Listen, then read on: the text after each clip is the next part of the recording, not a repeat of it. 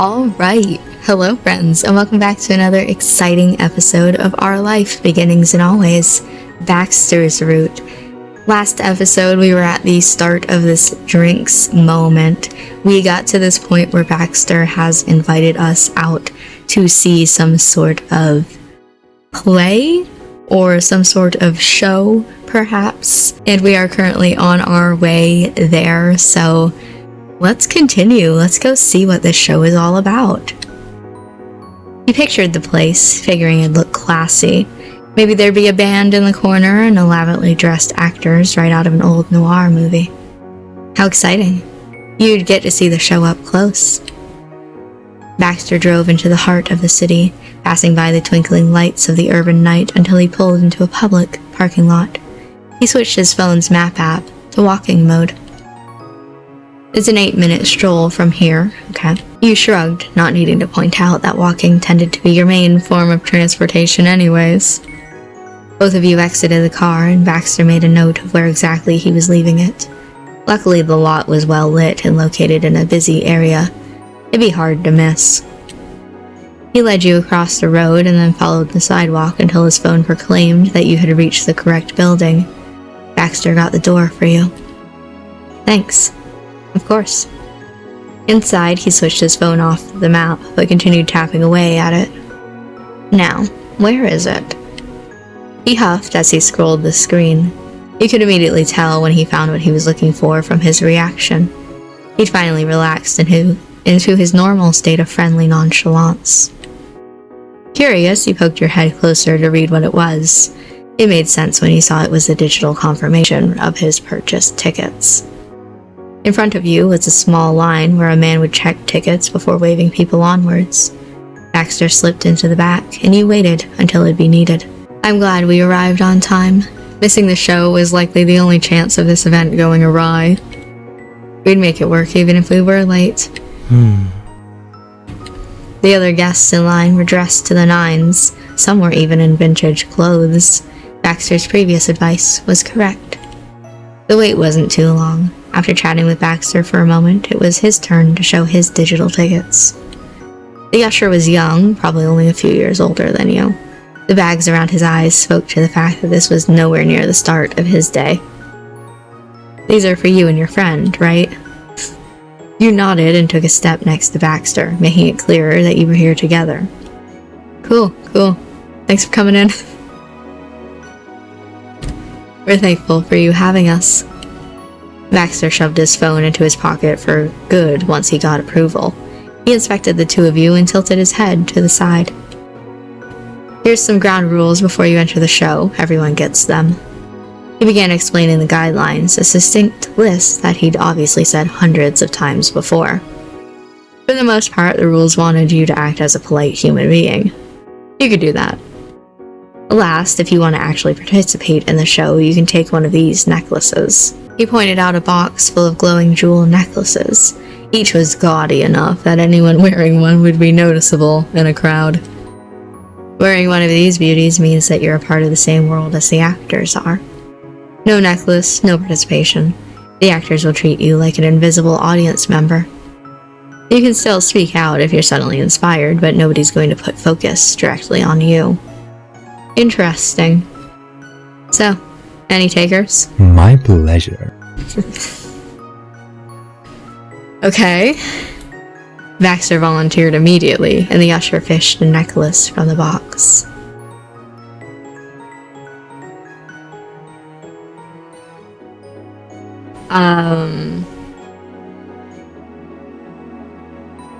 God, because I was thinking no, but the fact that you're doing it, it's like, am I missing out? I don't know what this is. I'm nervous. I don't know that I can do it, but I love your enthusiasm. The usher handed Baxter his necklace and didn't say a word against your decision. Enjoy the show. You were waved off and allowed to enter into the showroom, past heavy double doors. Okay,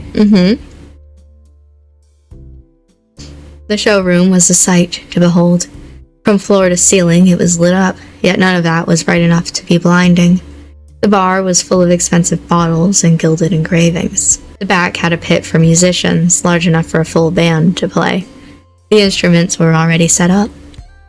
You were taken to the bar and seated at the 2 empty stools at the end.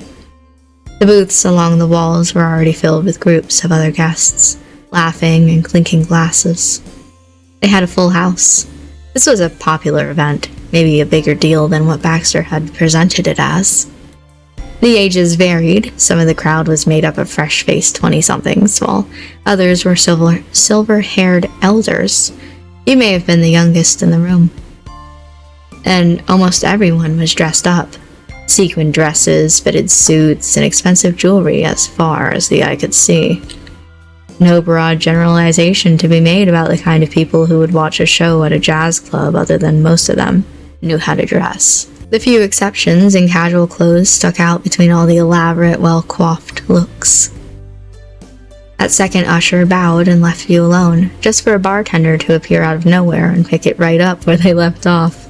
He passed each of you a drink menu, smooth and practiced. "Nice to see you tonight. Just let me know when you're ready to order." "Of course." The bartender inclined his head cordially, and then busied himself with polishing a glass with a white cloth. This is so typical bartender, okay? The jazz bar took the immersion seriously. Even the guy serving drinks had the proper aesthetic for the world this show took place in. He wore subtle eyeliner, and there was something about how he carried himself that made him seem like he wandered off of a movie set, especially with highly coordinated, shabby clothes for a uniform. You shared a look with Baxter before examining the menu. From first glance, it was impressive. In total, it held 5 pages of drinks, each with detailed descriptions, and some even had photos. You turned to the last section, entirely for non-alcoholic drinks. You read the blurbs, enjoying both the descriptiveness and the sense of humor. A few minutes later, the waiter in a full suit turned up. His tie was a muted maroon, and the only thing separating him from his clients was his pad for taking orders. You wondered why he approached you rather than leaving you to the bartender. Maybe because it was so busy? "Welcome to our show. Can I get you anything, or do you need some more time?" Baxter leaned forward in his chair, no hesitation. What sort of name is a baby Bellini? Okay. Baxter passed the menu back. The waiter took it with a polite nod, then turned to you. You glanced over your options with one final read-through, then said you would like, "What the fuck are my options?" "Sparkling cider, elderflower cordial, fruit-only martini." I like the idea of a fruit-only martini, where it's literally like no drink, just fruit. It's like a fruit salad. "Tropical fizz, Shirley Temple, cherry cola, whiskey sour mocktail, virgin pina colada, Arnold Palmer, Virgin Mary, citrus." Oh my goodness. This is going to maybe make me look super lame or whatever, but just water. You handed your menu over and the waiter put it in Baxter's. He inclined his head politely one more time. "Thank you, esteemed guests. I'll return shortly." I like that you don't even get an option to be like, "I could have an alcoholic beverage." The waiter sauntered off and vanished through a side door, away from the bar. Baxter's fingertips tapped the counter rhythmically. The soft sounds faded into a din around you. He met your inquisitive glance with confidence. "Not bad." I knew what I wanted as soon as I saw that name. I firmly appreciate sparkling drinks, as well as peaches. With a wicked smirk, his voice lowered to a husky rumble. I would prefer it without the baby, however. Same. Always nice to meet someone with good taste. In the distance, the musicians filtered onto the stage from backstage. The sounds of tuning strings took over the soundscape as they prepared for the big event. Exciting. The action approaches. There were still a few minutes before he thought the production was scheduled to start. The air was full of anticipation, but still relaxed. The two of you chatted over your respective jazz music experience until the waiter arrived with the drinks. The waiter carried a silver platter with stiff formality. He passed out the glasses, not even leaving fingerprints due to his white gloves. Curiously, neither drink had been filled at the bar you were sitting at. It's a fake bar. You placed your water on the counter in front of you before setting down Baxter's baby Bellini. Thanks. Thank you so much. Gently, Baxter lifted his drink to his lip and sipped at the fruity beverage. He appeared as the very picture of sophistication, with a stemmed glass in a hand and a distant, unreachable gaze. Sitting there with him, everything suddenly hit you. His formal clothes, his fancy drink, the glamorous setting, and his dazzling smile all came together. He had pulled out all the stops for this adventure. No, I mean, I got that when he invited me, but okay. It felt like whiplash compared to what happened with the far simpler, much more normal cafe date. It had to be intentional. You were certain that this sparkling glitz was his goal. He practically said out loud with his original invitation. You were never going to underestimate him whenever he got an opportunity to prepare. You picked up your own drink and sampled the refreshment. The water. The water had no bad aftertaste and just the right amount of ice. After a flicker of the lights and an electric moment of silence, you heard the sounds of a keyboard. The crowd hushed, waiting on bated breath, and the rest of the band kicked in. A saxophone cut into the song before being backed by a chorus of trumpets. A bass player strummed along while the drummer kept the time. Everyone around you straightened, on the lookout for something. Nobody was sure what, but they'd know when they saw it. The double doors at the front opened, and all eyes were on a pair as they entered. The leader strode in with her heels clicking against the glowing walkway. Her form-fitting evening gown sparkled in the dazzling lights. She strutted to the center of the room, a grimace on her red-painted lips. Okay. Behind her, another actor casually followed. They easily could have been passed over, especially with many of the guests around them dressed far more formally. This character was plain in appearance, especially compared to the glitter of the other. They took quicker steps and reached out. Damn, talk to the hand! Both of the characters came to an abrupt stop at the center of the room. The glamorous one spoke loudly, letting her words carry over the band. My darling friend, you know I don't have time for this. I have to prepare for the show and must rest my voice. How else will I manage to sing? The singer sidestepped away from her friend, straightening the space between them. I do not want to discuss this. The friend shrunk away, but refused to back down. There was a fight in the way they stood. The singer sighed. She crossed her arms, her frustration towards the topic making her next words bitter. It's more than enough that my parents and his parents keep bothering me. You don't need to add to that number, my dear. I can't leave it alone, not when you're making such a mistake. The singer put her hand up, dismissing her friend. Her movements were as sharp as her stilettos. I repeat, I don't have time for this. I'm going to my dressing room. She swept across the room and then glanced your direction before quickly looking away. She exited through a door near the band. You were struck by her last expression. Was that sorrow? Longing? Either way, you had gathered the situation. The two were acquainted and the diva was a performer at the venue. Her friend wasn't. They had come to offer unwanted, but likely needed assistance.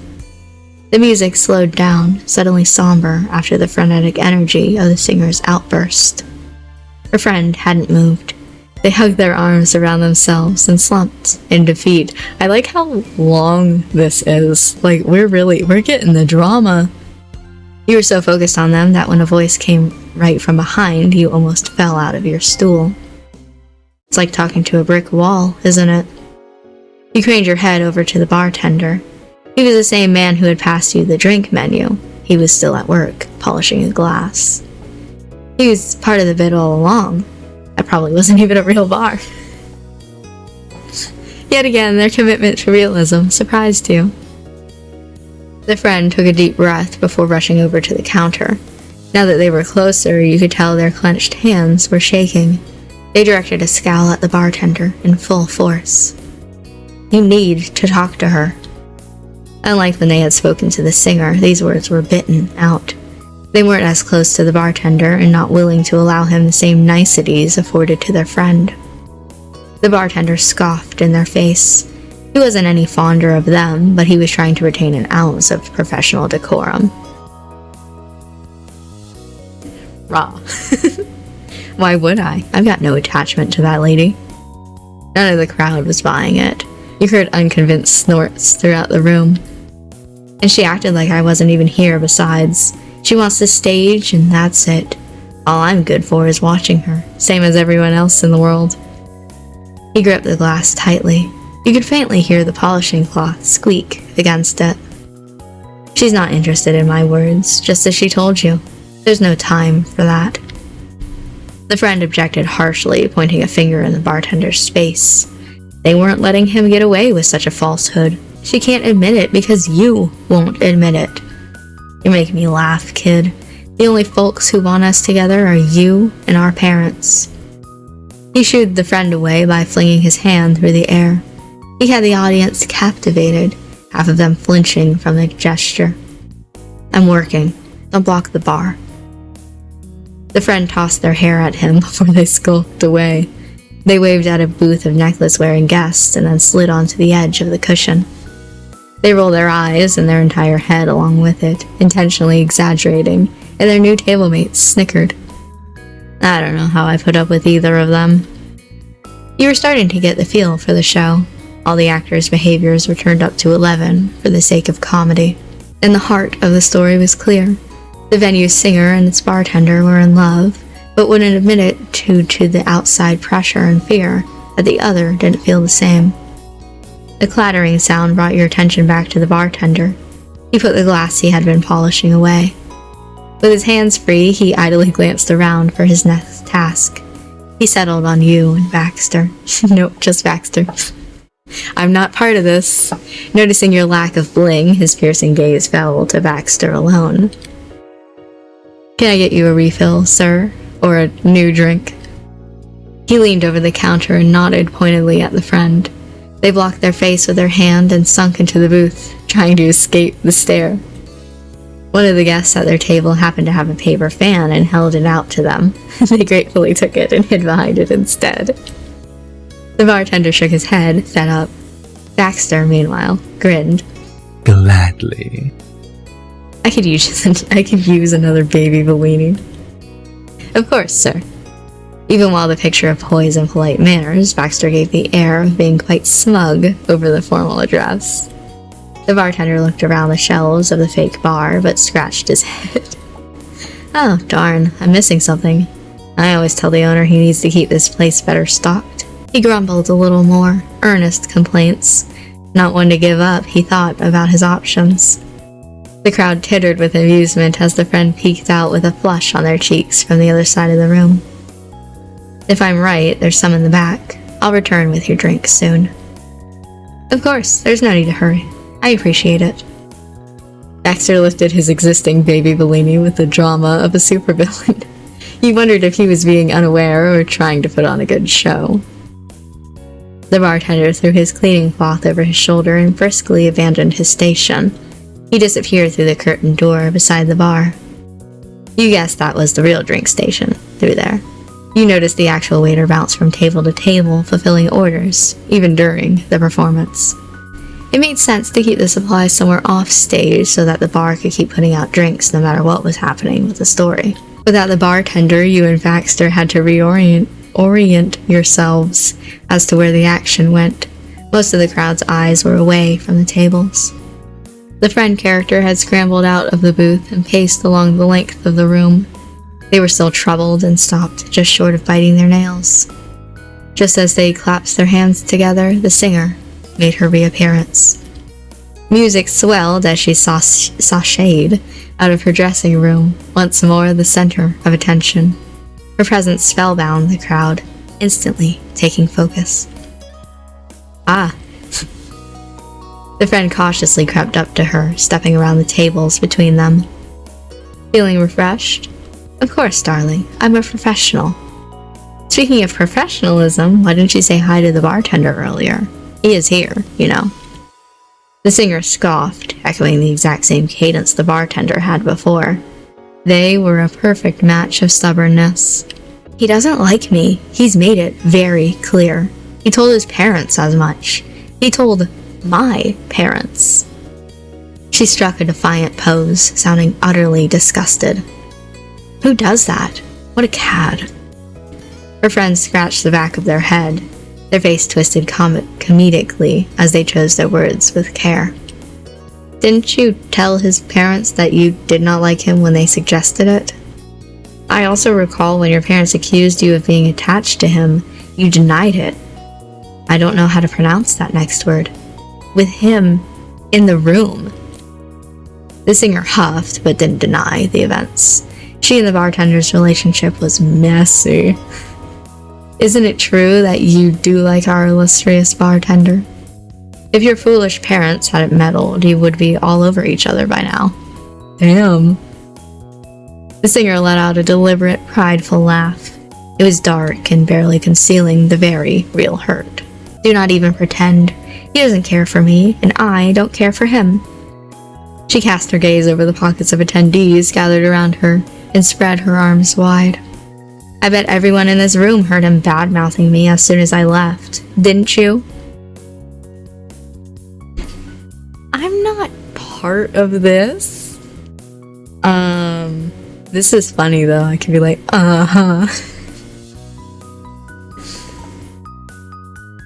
No, I'm not part of this. Get me out of here. Several other guests responded to the call.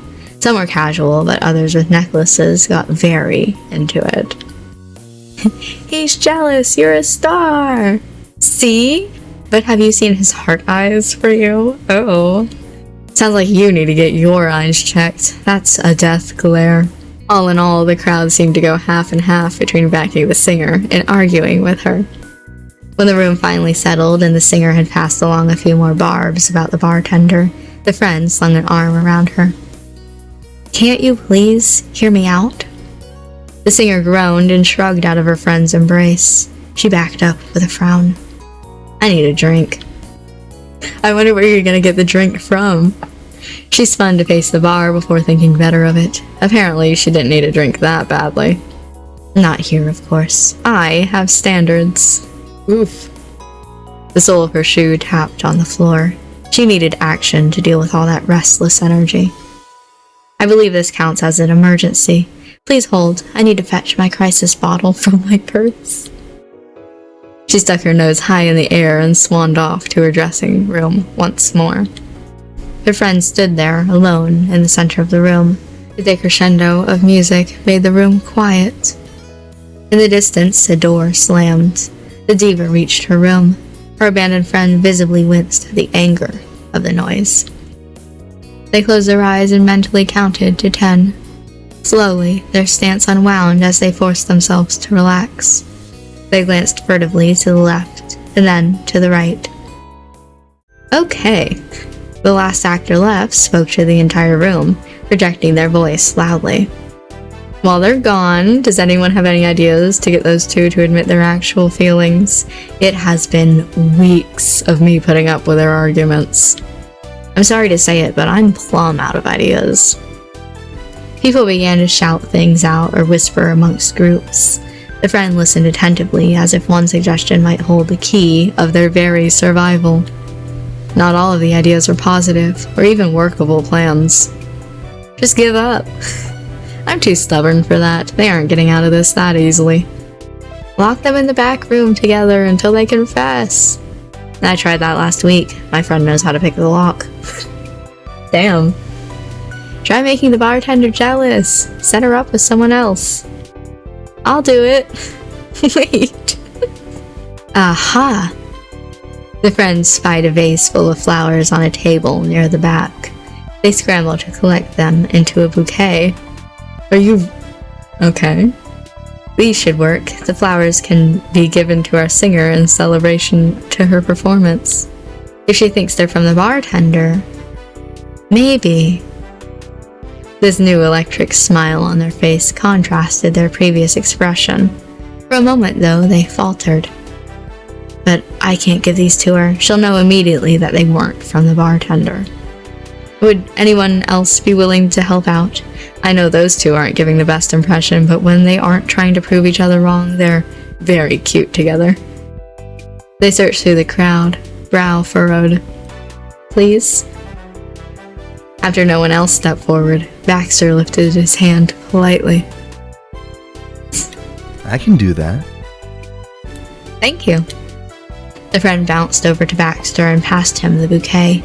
He took it confidently and nodded. You're saving my sanity. They keep getting worse. Anyways, here's the plan. Although their tone was hushed, as you'd be when sharing a secret, their pitch carried throughout the space. They were a talented actor, especially without any microphone to aid them. I'll go get her. You need to call her over and pretend the bartender got those flowers for her, but was too shy to hand them over directly. Agreed. I shall endeavor to make her believe me. The friend gave a thumbs up and scampered off to where the singer had left. Baxter inspected the flowers he held. The colors were vibrant. The bouquet would fit the starlet's singer well, circumstances aside.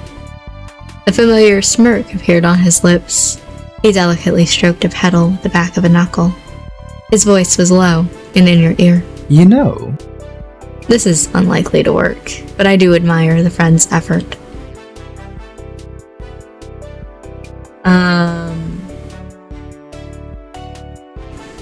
I guess I laugh. You let out a peal of laughter that had guests around you take note. Okay, not that big of a laugh. Damn. I don't want to say snickered. I don't want to agree. I believe in them. I believe in your power to seduce a woman for another man with some flowers. I don't know, I guess snicker. You affectionately tried to hush Baxter. His grin only grew. I think much of the crowd is skeptical. It's part of the fun. The door to the singer's dressing room swung open, and the friend pulled the singer back into the main room. Their arms were locked together, but the singer was dragging her very tall high heels all the way. In one manicured hand was a tiny bottle, no doubt the aforementioned emergency alcohol. It was already half gone. It's not good to stay holed up all by yourself all the time. You don't need to hide from everyone. I'm not hiding, I'm simply very busy. Since they weren't a fool like the parents, their friend didn't buy that at all. Once the friend reached the center of the room, they released the singer. She rolled her shoulders back, still affronted by the rough treatment. Showtime. Hello. Baxter leaned back on his bar stool almost lazily and waved at the singer. I hate to bother you while you're so busy, but I have a gift for you. The singer dramatically faced him, her hair swishing with the movement. She sized him up, the flowers catching her attention. His smile was calm as he held the bouquet out to her. It's from an admirer. Boldly, the singer walked up to him, heels clacking all the way. She was interested, but suspicious. What admirer? Why, it was the bartender. How unexpected. Miss Starlet gasped as she pressed both of her hands to her chest. She squinted hard at the flowers as if it was a nest of snakes. She unscrewed the cap of her small bottle and tipped it between her pursed lips. She chugged the remaining liquid down. Damn, girl. I got a huge laugh from the audience. She slammed her empty bottle down on the bar's counter and gasped for air with a frightening glare. But gently and slowly, ever so slowly, she reached out. Her fingertips touched a single flower stem. She paused, then finished the movement and wrapped her digits around it. Baxter patiently remained still for as long as she needed to process the present. Without warning, there came a shout from the far end of the bar. Oh no, Baxter, run. Got your drink right here.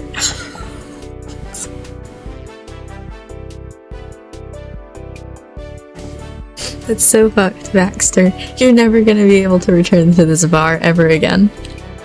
Every head turned to see the bartender making his reappearance, a tray of drinks balanced on his right arm. Sorry for the wait, just had to... He froze, mid-sentence, staring at the scene he returned to witness. The singer, standing next to Baxter, being offered a bouquet, a single flower clutched in her hand. It was deathly quiet. You could have heard a pin drop.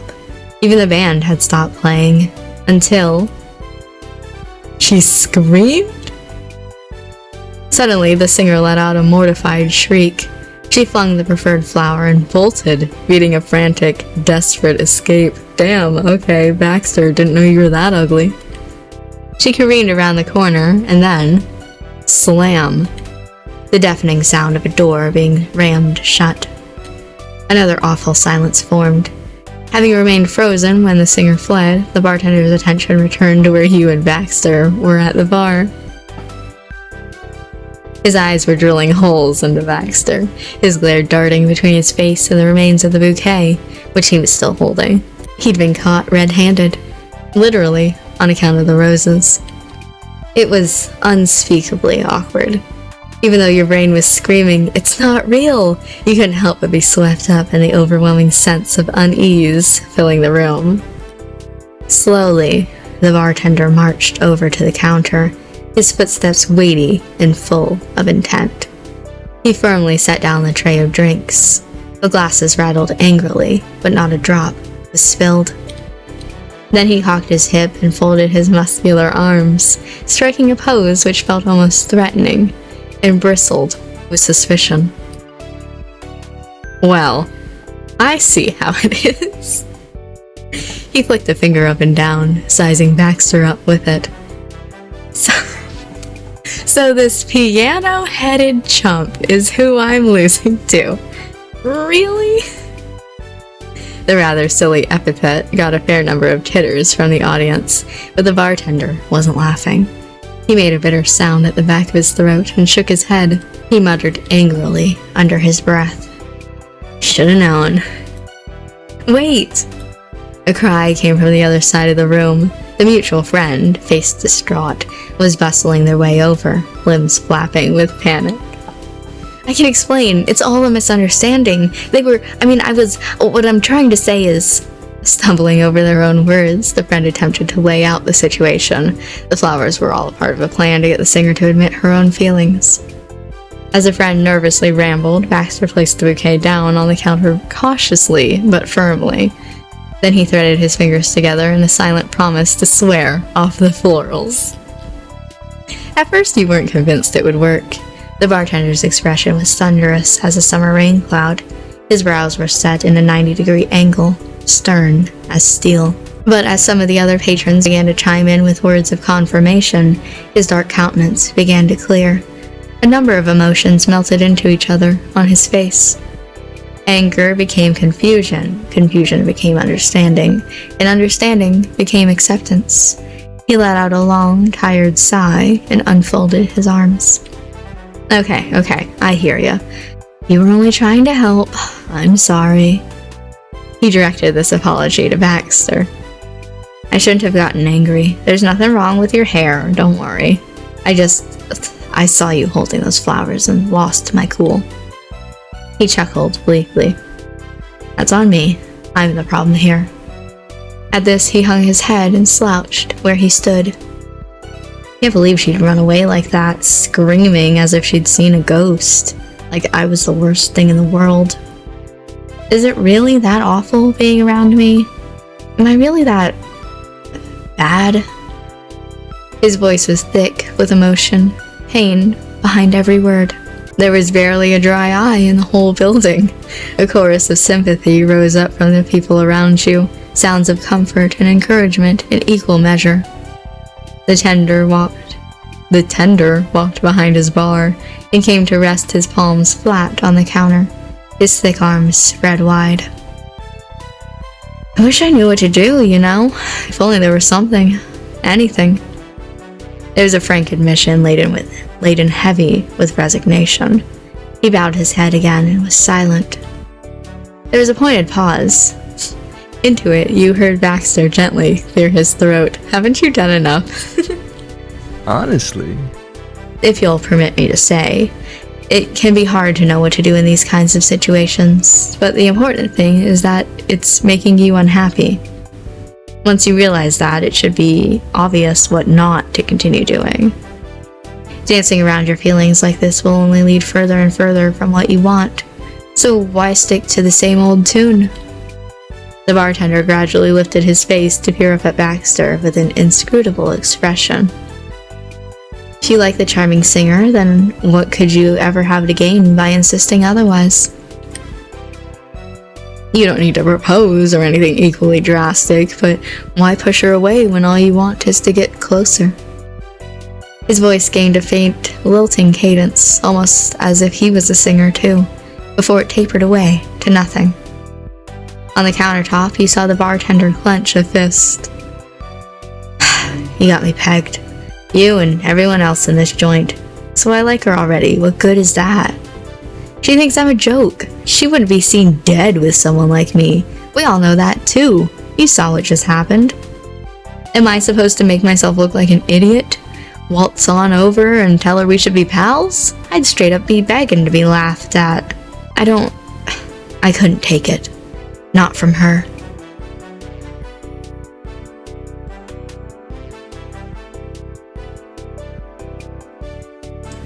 I get it. You needn't go any further than you're able. The key is that you step forward in the first place, or at least resist the urge to continue moving backwards. When the time comes, don't pull away. You'll only regret it later. The bartender rested one arm across the counter, easing into a stance that was more casual. He rubbed his chin thoughtfully. His body language was loosening up. You gathered that he was mulling over what had been said, taking it all in. After a short while, he cracked a cautious grin. You know, it's usually other people who want me to listen to their problems. And by listening, I mean I just help them pick a poison, you know, blunt the edges when nothing else can. Never thought I'd be on the receiving end, though. He rapped a knuckle on the countertop and straightened up suddenly. Shoot, I forgot the ice with your drink. I'm being real sloppy tonight, letting personal stuff get out. That's my phone, I thought it was part of the game. I'm being real sloppy tonight, letting personal stuff get in the way of business. Sorry about that. He began to walk towards the heavy curtain, his black shoes echoing loudly on the floor. Let me go take care of that, and maybe cool myself off for a sec while I'm at it. With a click of his heels and a swish of the curtain, he was gone. Now what became the unspoken consensus of the audience? An answer came shortly. Psst. It was in the form of a loud hiss from the other side of the room, from behind the corner where the singer had vanished. Your focus swung back to see the lady in question poking her head out, shy as a dormouse. She cupped her fingers around her mouth, keeping to a stage whisper. Is he gone? Various assenting voices chimed in. Baxter flashed her a quick thumbs up. Seeing that the coast was clear, the singer's head vanished for a brief instant before reappearing, the rest of her following along with it. She swanned her way into the main area, oozing feigned confidence. All the terror of her departure had gone, hastily pasted over as though nothing had happened. She brought up a hand to shade her eyes, casting a look around the room. Her immaculately lipstick lips parted. As my dear, delightful, meddlesome friend finally decided to beat it too. Not yet. The friend's voice called out from somewhere behind you. While everyone's attention had been elsewhere, they had managed to collect the discarded bouquet. In the other hand was the lone flower the singer herself had picked. They held it out to her. I'm sorry about the flowers, I lied. They weren't from him, they never were to begin with. The singer clapped over her mouth in shock. What? You tricked me! Her cry projected clear as a bell, ringing with hurt and betrayal. Her pristine face was crumpled in a furious scowl, directed first at the friend and then everyone else in the room. And you were all in on it. The friend darted to her side in an effort to placate, or placate, I don't know how to say that, babbling apologies over and over with a mollifying tone. I know, I'm a terrible friend and I shouldn't have done it. Finally, something we can agree on. Fine, I deserve that. But just hear me out, okay? Even though they weren't from him, there's nothing stopping you from flipping this on its head. I'm not sure I like where this is going. I'm a singer, not an acrobat. It's easy. When he comes back, why don't you give the flowers to him? The singer stared blankly for a few seconds, then tossed her head back and bellowed with laughter. Her once lyrical voice was now cold and callous in timbre. Oh, my darling friend, you really should consider joining the circus. I've never heard something so ludicrous. This is serious. I just know it'll work. Believe me. I'll be rooting for you. And not only me, you all think so too, right, gang? At their prompting, the room was filled with shouts of agreement. Yeah, we'll be right behind you. It's okay, don't be afraid. What have you got to lose? The comments came bright and fast. More people pitched in with remarks about what had happened while the singer was gone. Others simply nodded along. Though she'd readily dismissed her friend's suggestion, the audience's reaction seemed to be more convincing. She stood in the middle of the flurry of sound, head cocked, listening intently. At that very moment, there was a shuffling from behind the curtained entrance. The fabric parted to reveal the bartender, carrying a palm-sized metal bowl piled high with ice. For the second time this evening, everyone froze in place. The singer slowly rotated on her heels to face him. His eyes were wide with surprise. Suddenly, she stumbled forward, the mutual friend having given her a nudge, knocking her off balance and towards the bartender. She wheeled around to glare at them before snatching the single flower her friend still held and about facing once more. She laughed a thin, nervous laugh and took one small step closer. A wide expanse separated them. Her footfalls echoed. 1 step, 2 steps, then she halted, too afraid to continue. She wavered on the brink of turning back. All at once the crowd made good on their promise. Hollers of encouragement came from the booths behind her, whoops and cheers and whistles of "Don't give up now."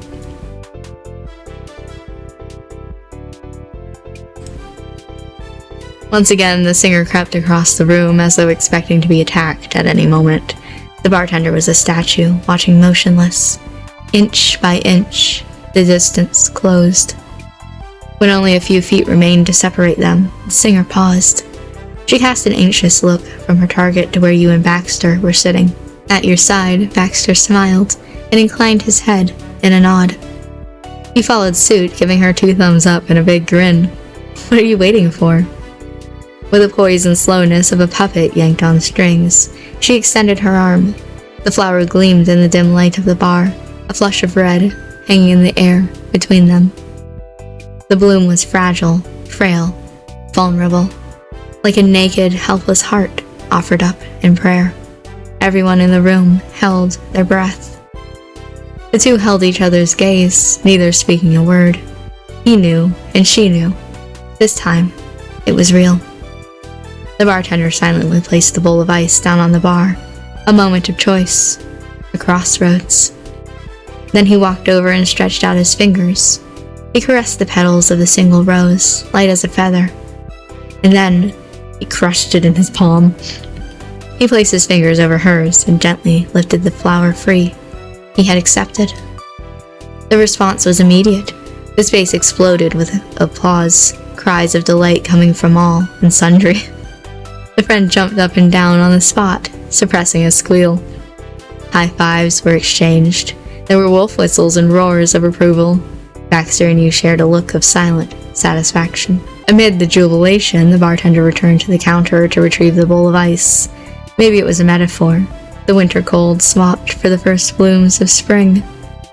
He hastened over to you and dropped a handful of cold, possibly metaphors, in Baxter's glass.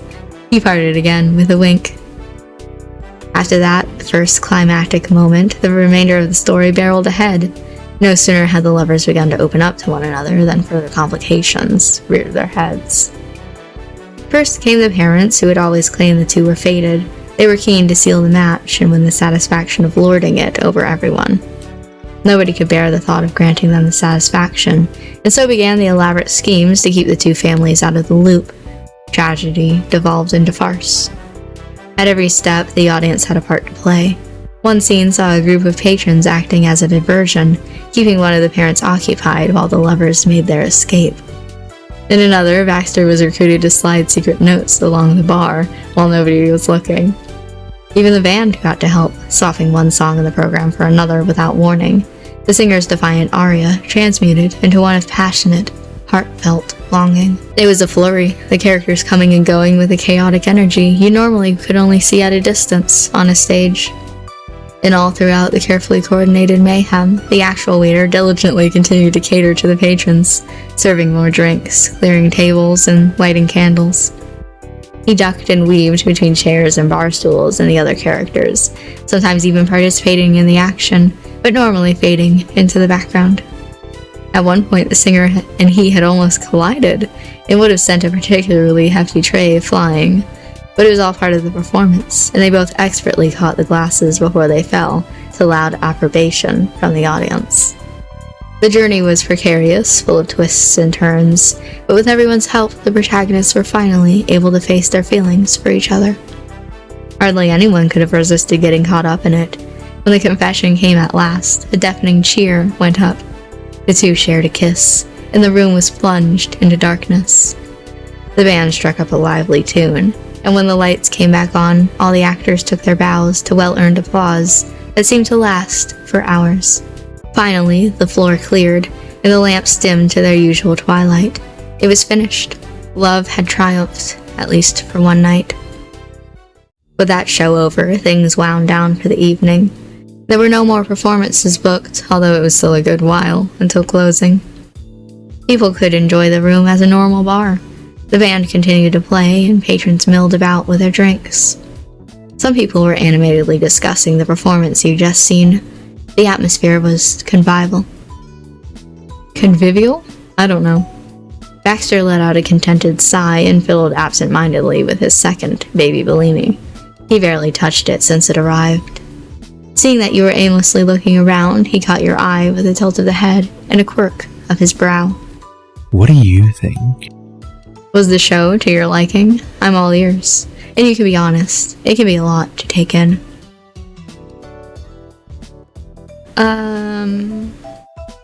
It was really wonderful.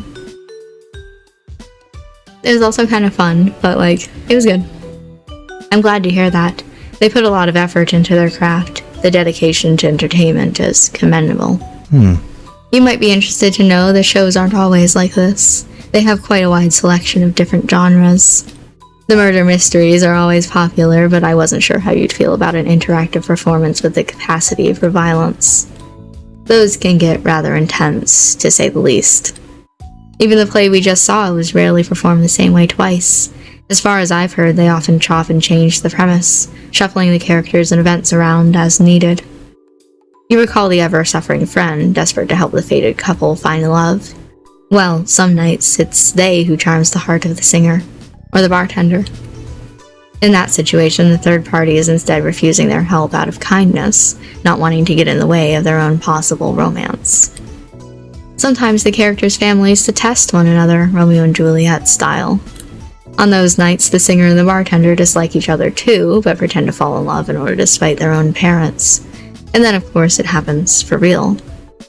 And on rare occasions, they simply play hard to get, faking a quarrel for no reason other than to frustrate their would-be matchmakers and laugh at them with the guests in private. So you see, there's an enormous potential for telling a whole host of different stories, but usually the core idea is the same. The two characters, for whatever reason, are always talking past each other, always failing to communicate, and it's up to the audience to lend a hand. I think it's a fascinating concept, personally, a very novel form of entertainment. You listened attentively to Baxter's explanation. Regardless of what you thought about the performance, it was nice to hear him passionate about something. He spun from side to side on his bar stool, a dry smirk on his face. I suppose I find the fundamental concept rather amusing, too. It's so obvious from the outside, the way the characters let their pride become an obstacle to their own happiness. As I said before, if they want each other so desperately, what point is there in saying the opposite? It's plainly not right to yourself and the one you care for. and so unpalatable that it compels us and the supporting cast to action. Just right for interactive theater, I suppose.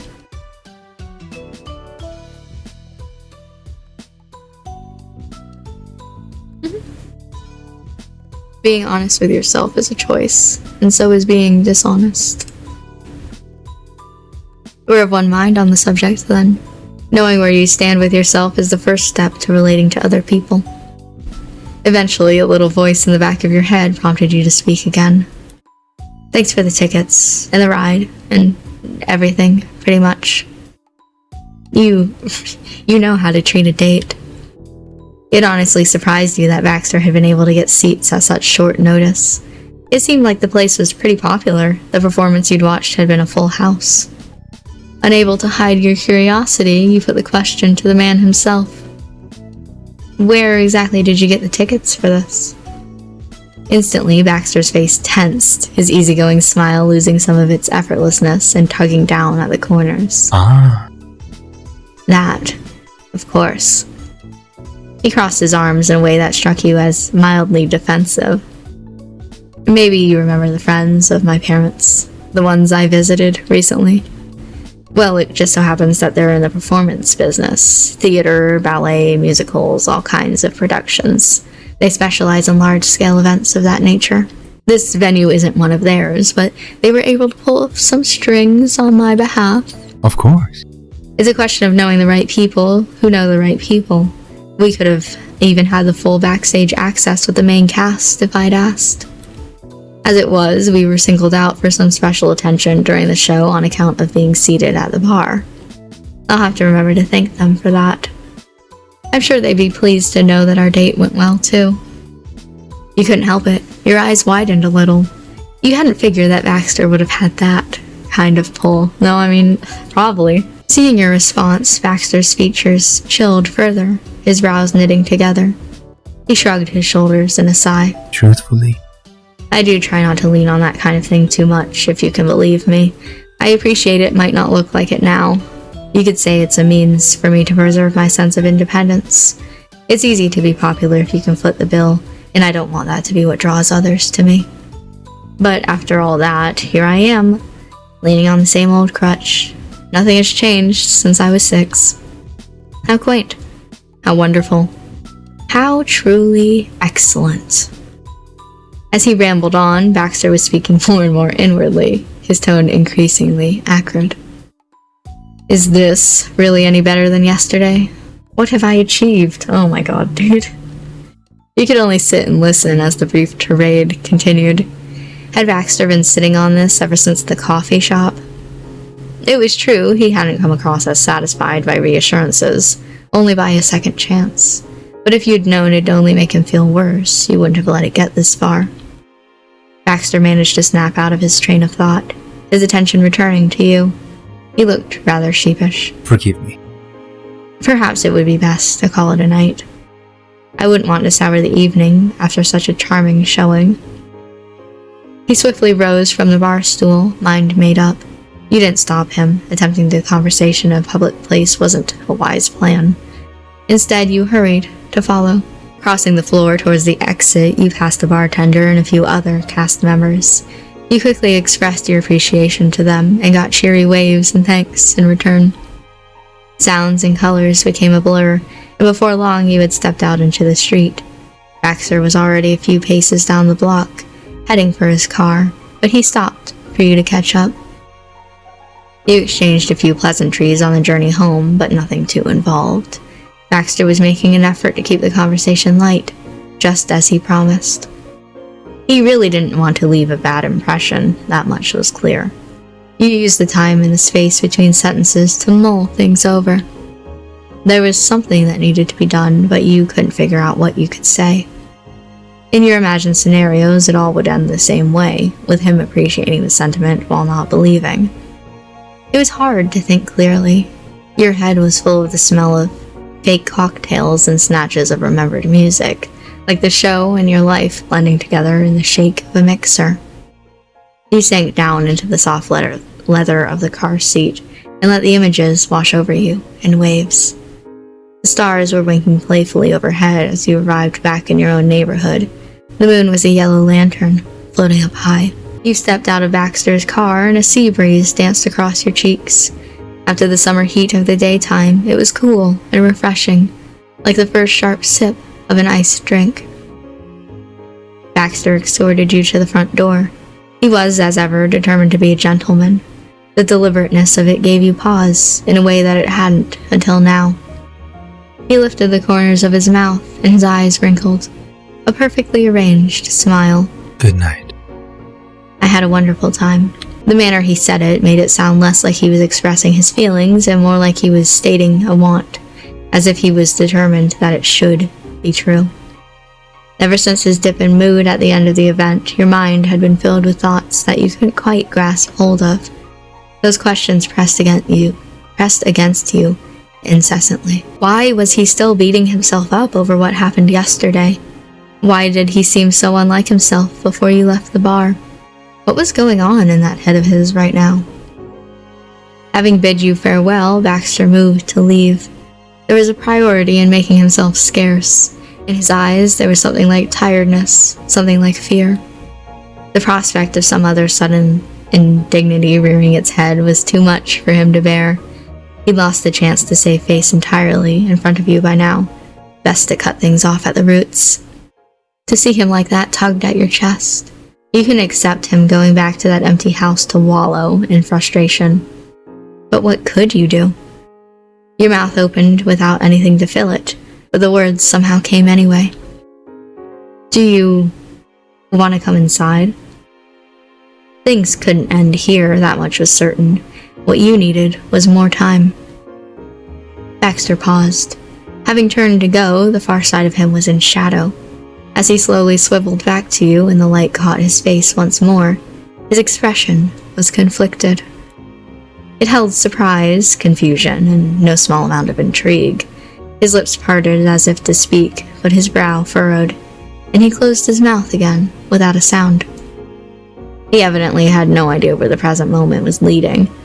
Neither did you. Baxter settled for a simple tilt of the head, his eyes posing a question. Hey, the night's still young, and I hear there's this really good local place to grab a drink. It's really close by. He fished out your house keys and jingled them, pointedly. Would you care to join me? Despite playing it off as nothing serious, you were silently willing Baxter not to go. Just a little longer. Hearing your elaboration, Baxter couldn't help but be amused. He recovered from his initial trepidation enough to laugh at your desperate plan. A drink, you say? A fascinating suggestion. How decidedly original of you. One eyebrow was raised, his voice dripping with irony.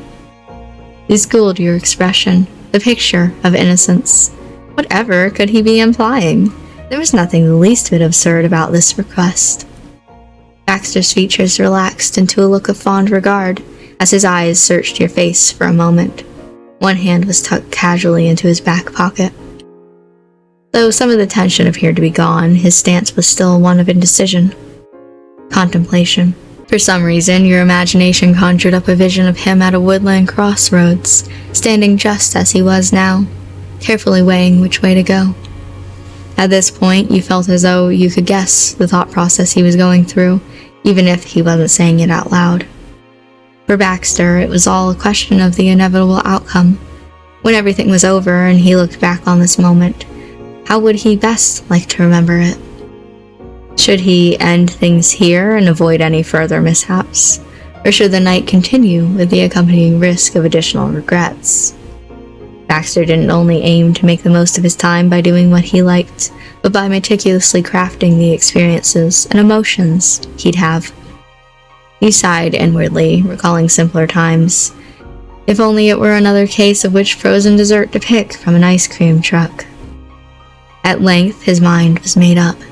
Baxter cleared his throat and straightened his stance, facing you, square on. That's sweet. Thank you for the offer, Kit.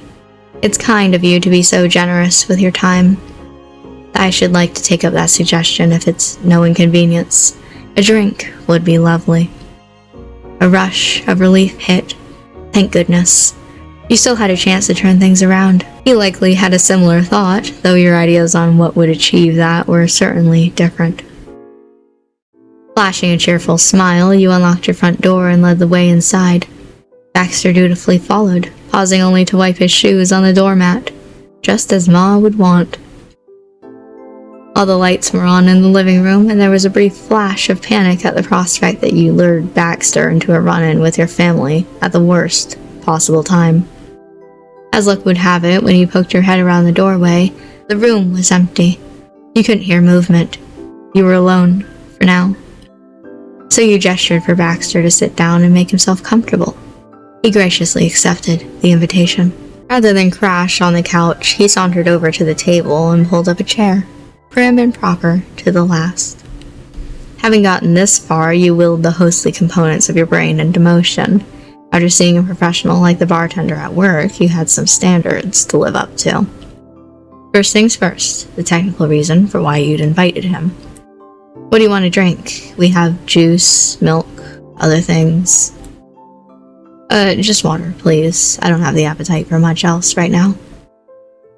His reply came without hesitation, but it lacked the usual degree of confidence you'd come to expect from him.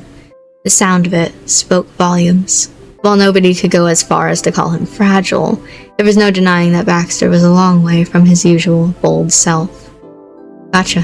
One water, coming right up. You reached for a pair of glasses, deciding to stick with water yourself to keep things simple. After pouring some chilled water from the fridge, you brought the drinks over to the table and sat down, across from Baxter. Thank you.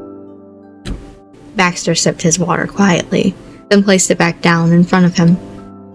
It struck you how fully bizarre the situation would appear to anyone who happened to be watching. Two people sitting at the dining room table, dressed to the nines, gingerly sampling glasses of plain water. You mentally whispered an apology to the tender of the jazz bar. You were a little ashamed at your feeble imitation of his skills. It was a good thing your moms weren't around to see this either. They'd never let you live it down, not in a million years. But that was all besides the point. You knew, and Baxter knew, that the pretext of coming over for a drink was simply that, a thinly veiled excuse. Only a very particular kind of emergency would necessitate visiting a neighbor's house for nothing more than a glass of water. And yet, in a way, it had been an emergency. A relationship emergency. You sincerely hoped that this brief, borrowed moment would give you both the chance to clear the air and reach some kind of mutual understanding. Baxter reached down to fiddle with the tumbler of water before him, though without lifting it to his lips again. He stared down at it, searchingly. After a while, he spoke. I deeply apologize. I feel like I must sound like a broken record at this point, but it's exceedingly considerate of you to extend your hospitality this far. I'm grateful. His gaze didn't lift, but one corner of his mouth did. It looked as though it took some effort. He maintained it just long enough to be sure you'd seen, then dropped it like a heavy weight. He quietly sighed once, as though to catch his breath. He continued. To be honest, if it were up to me, none of this would be happening. I find myself regretting my actions up to this point. Things would have been for the better if I had not said anything after the show, or if you hadn't treated them as they mattered. It was a brief moment of frustration, and it's caused so much trouble. An evening ruined by nothing and for nothing. And this was already my second go at inviting you out for an occasion. We don't even need to retread what happened the first time. He tossed his head to one side and made a bitter sound with his tongue. Should be better than this. It irks me so much to make the same mistakes over and over. His voice trembled with frustration, his eyes dark and downcast. He dropped to a forceful whisper, repeating the words as if to convince himself of them, as if to nail them into his chest. I was better than this, wasn't I?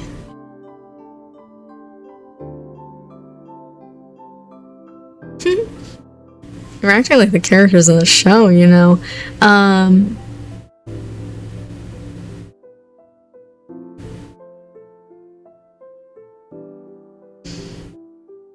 don't know how to play this. On one hand, I think you're wonderful is a good choice, but also you haven't done anything wrong. But also, I feel like this he'd take as, like, I'm just saying it to say it, and he wouldn't believe it. I don't know what he would believe in this moment. I guess you haven't done anything wrong.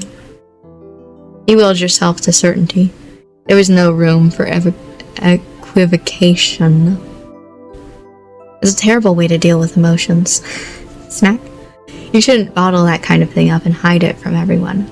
Baxter finally lifted his eyes to meet yours. They were narrowed, their intention unreadable. The cruel curve to his mouth spoke for itself, however. With a jolt, you realized it was a look of poorly disguised mockery. And still, you could tell it wasn't meant for you. When that cutting smile opened and the words came, pointed and pained and sharp, it was all aimed inward, at himself. This whole situation, it's asinine. I haven't known you long enough to be causing this kind of trouble. I'm quite literally a stranger. And I won't even be here long enough for that to change. As welcoming as you all are here, that can't be forgotten. I swear. I was only ever supposed to be part of the fun, a worthwhile piece of summer scenery, someone who added to the experience, not held it back. You shouldn't have to baby me, to sit there and spend your time making me feel better when I don't keep it together. His hands were clenched on the table, the knuckles a shock of white. The mess I am in the mornings, the drama I cause in the evenings, the person I am when the show is over. Those aspects shouldn't be any of your concern. I don't provide that support to you, do I? And how could I, when I don't know you?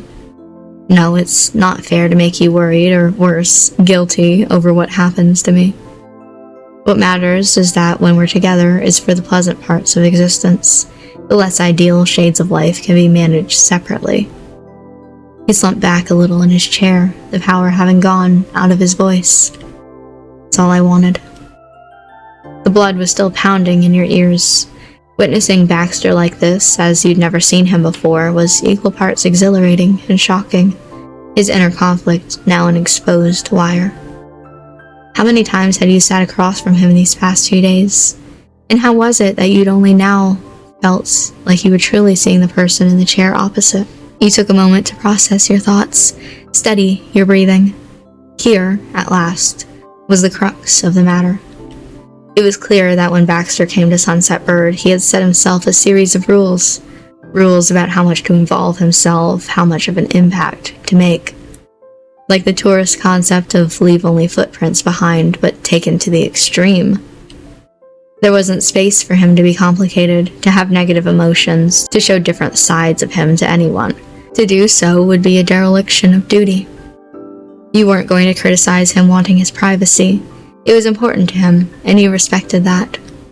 But this kind of framing, one where he had an obligation to minimize himself for others' benefit, it was only causing pain. In spite of what he felt was right, you cared too much about him by now to let him carry on like this. Cautiously, you opened your mouth. That first one's cute. Okay, you're not a stranger, you're my friend. It's too late.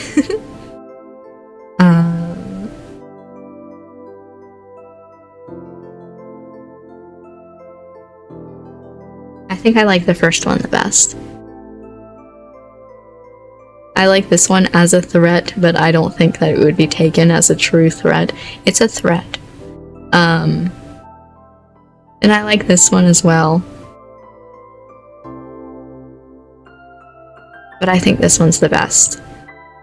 He spoke earnestly and with as much composure as you could manage. Right now, more than anything else, Baxter needed to know how wrong he was. He wasn't a burden, and his feelings didn't hurt you. You tried your best to communicate this to him, and then another thought made itself known to you. One that ached under your ribs. You couldn't help but give it a voice. We finally met again after all these years. You haven't been nobody to me for a long time. You said your piece and went silent. The house lay still, and the windows were empty portals, black with night. The only sound was that of both of your breathing. Baxter's eyes had been locked with yours during this speech, the last heat of his frustration smoldering within them. Now, in the quiet, you finally felt the embers fade completely. His gaze slowly slid to one side, and then down. He swallowed. You're... The sound drifted to you across the table, small and hushed. A sigh. Thank you. It was said simply, with no pretense or caveats. Baxter had given up the fight within himself for now, and accepted what you had told him. You let your body unclench, as you watched the creases in Baxter's brow begin to disappear. A hand emerged from beneath the table to lift his glass, and he sipped his water, eyes closed. You took this as your cue that the discussion had run its course. There was no guarantee that things would change going forward. You weren't so arrogant as to think that Baxter's behavior would be altered all at once. Nothing drastic, anyway. He listened to your feelings, but who could really say how it would impact what happened in the future? The past couple of days held up a mirror to Baxter, showing him a reflection that wounded him, cutting too close to the bone. There were hurts there that ran deeper than he'd let you reach. It didn't mean that he mistrusted you. It may not have been a matter of trust to begin with. But you hoped that, with time, Baxter might come to count on the fact that there was at least one person out there who could accept him. You wanted to give him that. A souvenir to remember you by. The minutes passed, and sip by sip, the two of you drank your way towards the bottoms of your water glasses. The silence couldn't be called effortlessly comfortable, but it wasn't awkward. Companionable, perhaps. Baxter sucked in the last drops from his cup and moved to stand, unhurried.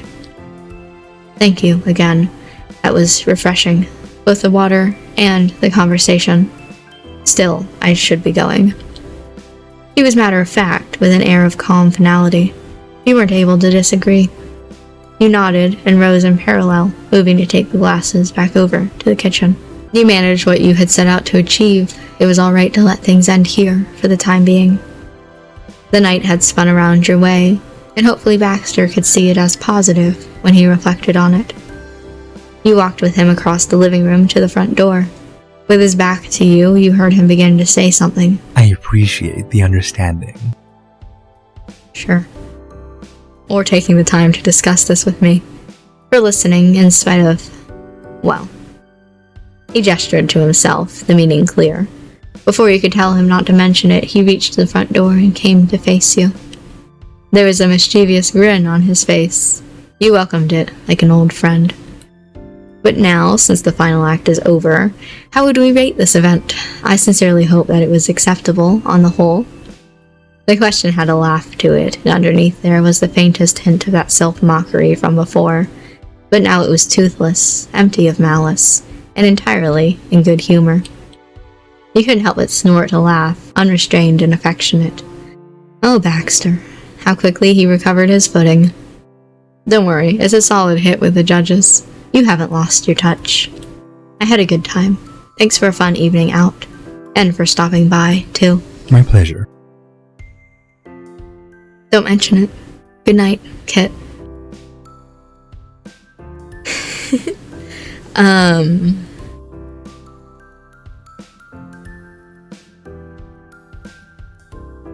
There's so many good things to say here. I think this is funny just because I like, with him saying things a little bit more eloquently than I would usual, just as like humor, you know? Just a touch of it every so often. But also I feel like he needs this. You know? I feel like he needs it more than I need to make a funny joke. There was a moment of pause before Baxter looked down and squeezed yours in return. He pulled up and suddenly you thought he was about to kiss it. Instead, he stroked a thumb twice across your knuckles, still cool from the glass of water, and hummed a wordless noise of contentment. It was a comforting gesture, full of fond feeling.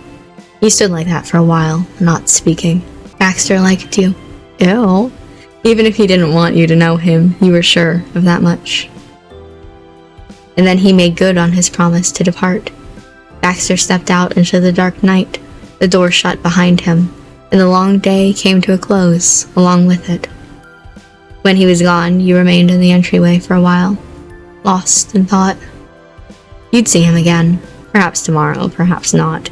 He might have plans, but there would be a next time. You saw your face reflected in the dark glass window by the door, and found yourself wondering which Baxter you'd meet when the day came. Whoever he was, whenever it was, you'd be there. Okay, that was long and not what I was expecting out of this entire moment. But it's interesting being able to get a look into who Baxter is beyond the persona. You know, like we've sort of known throughout this playthrough so far that he's been putting on a persona. I was actually talking to my friend the other day that she was asking how it was going, how the playthrough was going, and I was like, he's very hard to read. You know, and that's entirely because of this persona that he puts on of like everything's good and fine and he is the perfect gentleman when, you know, it's interesting to see his thoughts and feelings beyond that and how he puts himself to such a high standard. Somewhat perfectionism, I guess. That was an interesting look into his character. I enjoyed that, but we are over an hour. I'm not splitting this episode because I already split last episode, and an hour and 30 minutes is probably, you know, generally okay. But that was definitely a long moment. I hope that you guys are excited to see Mountain and Planning, because I'm excited to see more of this and where we are going after this. But I'm gonna end this episode here. Thank you for watching, and I will see you in the next episode for some more Our Life Beginnings and Always.